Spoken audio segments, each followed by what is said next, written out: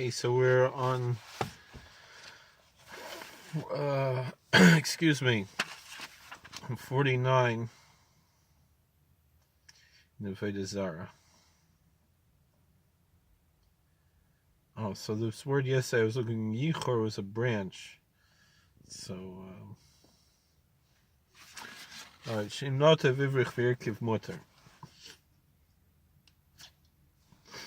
If someone planted and layered or grafted this nut tree onto another non-orla tree, then it's permitted, the fruit that grows afterwards. So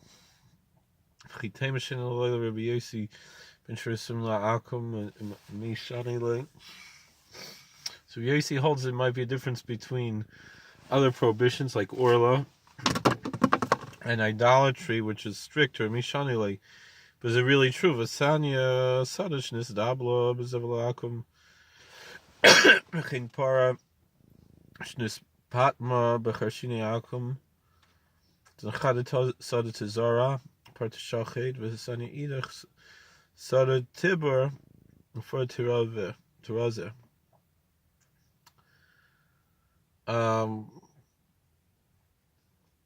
For example, if we have a brisa that says a field was fertilized with fertilizer that was, let's say, came from an animal that was worshipped, so it's idolatrous fertilizer, or a cow that was fattened eating some grains that were worshipped. So there's one opinion that says he could plant the field, he could slaughter the cow, and everything's fine because it's batel.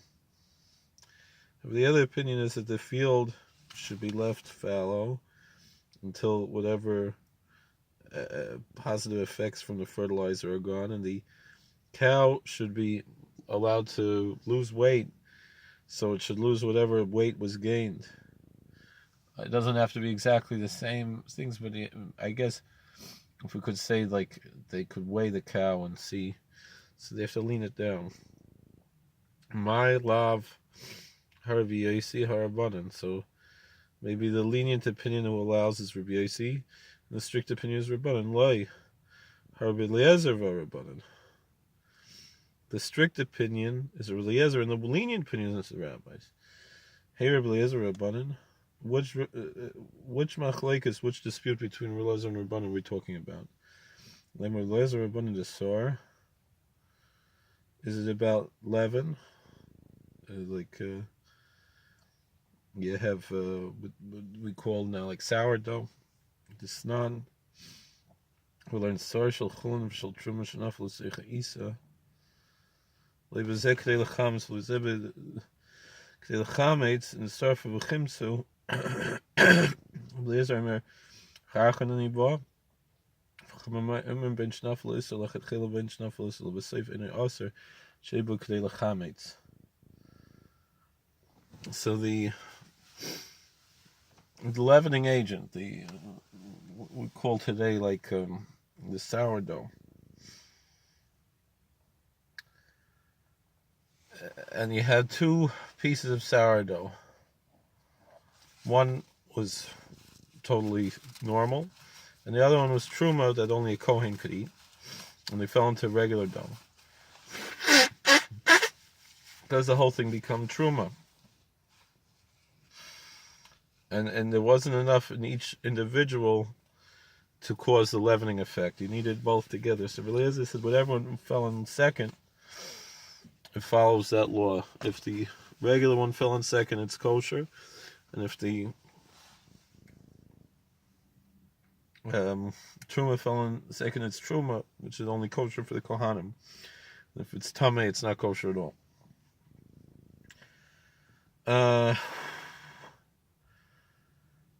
That's really Eliezer. The sages say it doesn't matter which one fell in first. The dough wasn't forbidden because it wasn't enough. But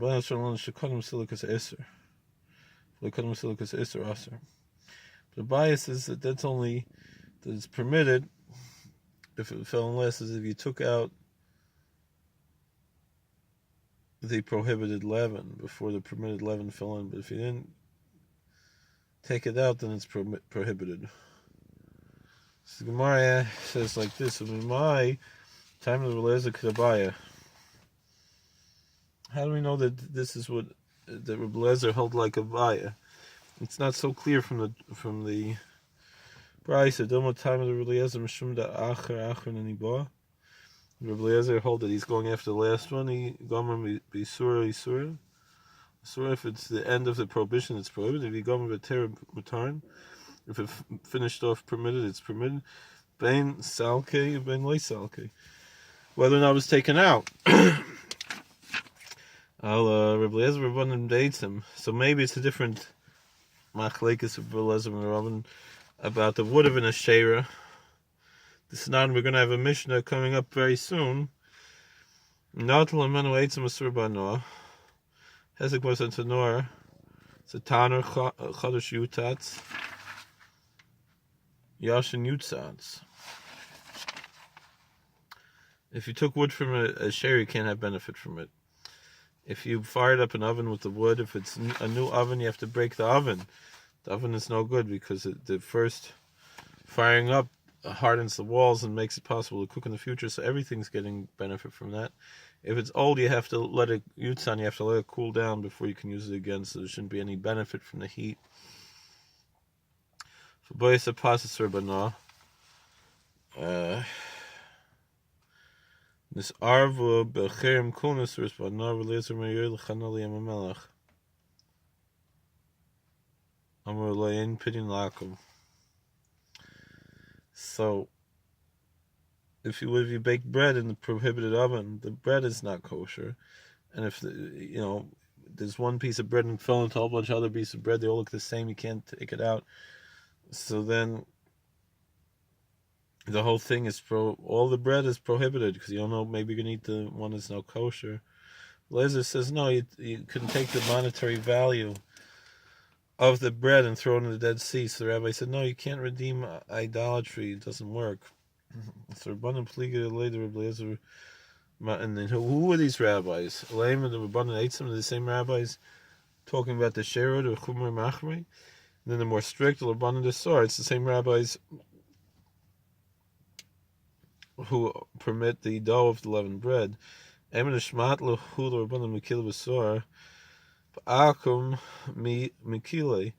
You see, the thing is, maybe the rabbis are only lenient with truma, but not with idolatry. Idolatry is stricter. So so must be that this about the field and the cow is Rabbi Yossi and Rabbanan. Rabbi Yossi is talking with the opinion of the rabbis. In my opinion, if they're both causing this to take place, it's permitted. They're both the D's of the Gormutter, the Chud, the Marisas of the Gormaser. According to you, where there's two factors together, it's prohibited. Idly mihas, afiakus b'moiseg shamim. Or at least you could agree when it comes to vegetables in the winter that the leaves make it not kosher. Rabbanan, what about the rabbis? Of Mariv of Kahana. Rabbanan said that Mariv in the name of Kahana, that something that they're breaking out even. That so because they're losing shade, so they're getting fertilized with losing shade, so they're breaking out even. Some of Yehuda Mashmul, Yehuda's the name of Shmuel Halacha Rabbi Yossi. The law is like Rabbi Yossi, who says that when there's two different things causing something, it's permitted. Who ginsid is dabel bezivla da'akum shalach of Amram permitted of Yosef. There was a garden that was actually fertilized with the idolatrous fertilizer. So shalach of Amram permitted of Yosef. Amalei hachi amar of Yehuda Mashmul halacha Rabbi Yossi. So Amram asked if he could eat it. So Rav Yosef said that if you would have said the name of Shmuel, the halach is like Rav Yossi, that he could eat it. because it's two different sources of the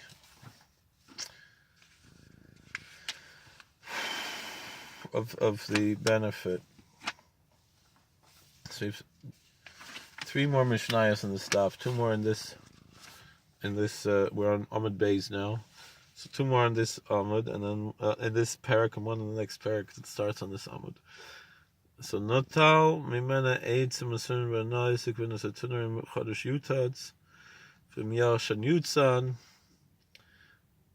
We just learned this Mishnah. It was in the Gemara. You take branches from a forbidden tree, idolatrous tree, an Asherah, you can't have benefit from it. If you fire up an oven, if it's a new oven, you have to destroy the oven. If it's old, you got to wait for it to cool down. So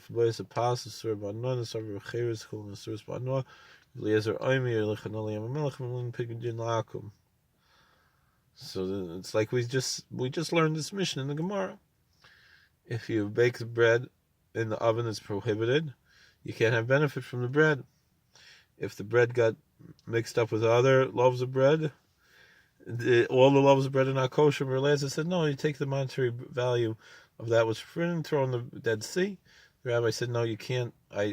You can't redeem idolatrous objects the way you can redeem sacrifice and things.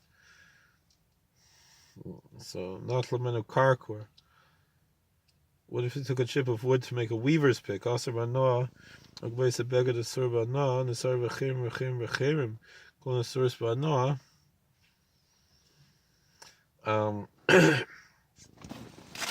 So what if you wove a garment with this weaving pick? You can't use the garment, and if it got mixed up with others, and even the others got mixed up with others, they're all prohibited, and none of them, you can't wear it. Eliezer says you should take a coin and say this much money is the value of this shirt. Throw it in the Dead Sea, and it should be good. Again, the rabbi said that you cannot redeem something that is prohibited in a kind of idolatry. The Gemara says you have to teach both the baking and the weaving. Because we only taught about baking, so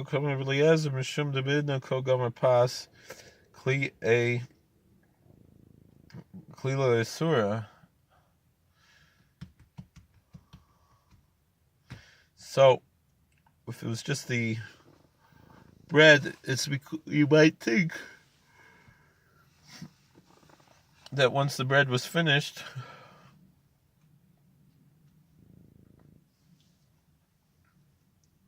there was no more fuel left, so it's not an issue. But the weaver's pick, since there's still a weaver's pick after you weave, we could say the Rebbe Eliezer agrees with the rabbis. They can't be redeemed. Rishman and Karkwer, but how come Rabbanan Aval Pas and Maidel Rebbe Eliezer Tzricha? And with the weaver's pick, so the rabbis, we said it's still intact, but what about the bread? You might have thought that the bread could be redeemed, so that's why you have to teach both bread and weaving. So the Gemara says like this: Amar Rabbi Chia Breda Rabbi Bar Nachmani, Amar Rav Chisda, Amar Ziri, Halacha Rebbe Eliezer. So Chias and Rabbi Nachmani, and name of Chisda, name of Ziri, that the law follows Rebbe Eliezer, that you can redeem when it's mixed up with other things and it's hard to distinguish and it's causing a major loss. You're allowed to redeem the monetary value and throw it and dispose of it. So and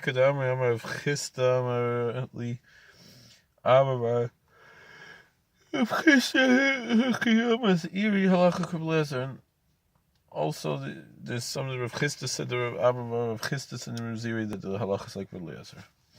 Like we just said, that to be lenient. Amar Rav Adar bar Hava leishanu ala pas aval chavis lei. Rav Adar bar Hava, that's only in the case of bread that was baked in the oven that was fired up with Asherah wood, but not with wine. Barrel of wine. Rav Chisda Amar filu chavis materis. But Rav Chisda said no, even a barrel of wine lost among other barrels, you could just dispose of the value, lose the value of the wine, you're good. So Gavada is Arif Le Chavisa Diyanesech Bechamre What's the coming of Chistam or Shkola Rezuze Shtei Benahara Nishtreilach? There was a man that a bottle of non-kosher wine got mixed up with his own barrels of wine. And he asked Rav Chisda what to do. Rav Chisda said, take 4 coins and throw them in the river, and then it's good enough. All the barrel becomes kosher. This is when it was done. Not necessarily meaning you're allowed to drink it, but you're allowed to sell it. But so, even the Mishnah asked Kates and Mavatla, how do you nullify a tree that was worshipped? So Kir Same V'Zeirad Natal Mano Makil or Sharva the Filoala. How is a bitla? Is it pagan food it or trimmed it to show contempt, or removed a stick or twig or a leaf to show his contempt that the valid nullification sheep will tzarka, a source of tzarka materis. But if he did these things, he took off part of the tree to help the tree grow, then it's still prohibited. But if it's not for the need of the tree and just to show contempt for the idolatry, then it's permitted. But what about the piece that you do break off? Can you use that? So Pligibar of Rav Chadam Asun Amaturan.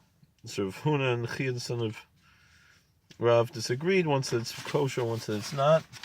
Tani Kamandam and Taran, this Sani Akum Shashipa Akum Sarkai, Ushva Mataran. Sarka, Yisra Ushva Mataran, we Sral Shipa Akum, Vainal Sarkai, Sarkai, Yishva Asuran.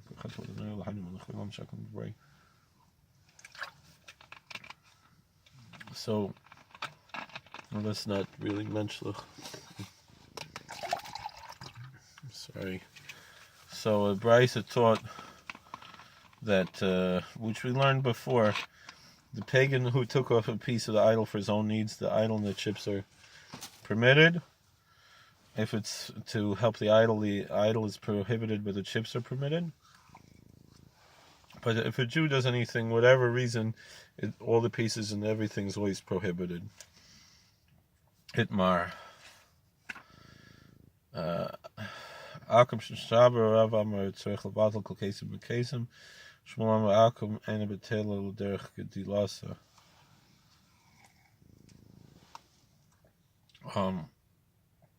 With an idol broke on its own, so Rav says each piece has to be nullified individually, and Shmuel said if it broke in the course of the natural growth, then it's nullified. Adarabah should be the opposite. If that's the normal natural growth, how is it nullified? So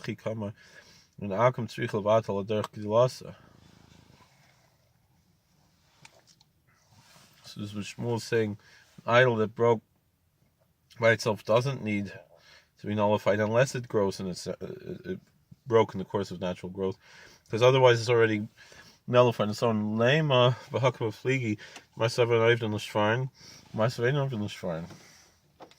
So what's the argument? Maybe because Rav holds that they worship the broken pieces, and Shmuel holds that they don't. Lo the Chlialmu I've done the shrine. Now everyone agrees that some pagans worship broken pieces of an idol. It's the broken pieces of the broken pieces. That Rav holds that the broken pieces of the broken pieces are prohibited, and Shmuel holds that the broken pieces of broken pieces are already permitted.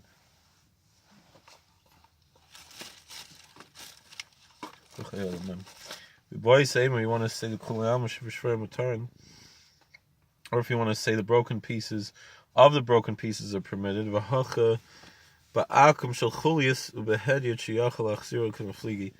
What about an idol that you could take it apart and put it back together, and it's easy to put together, even a simple layperson could do it.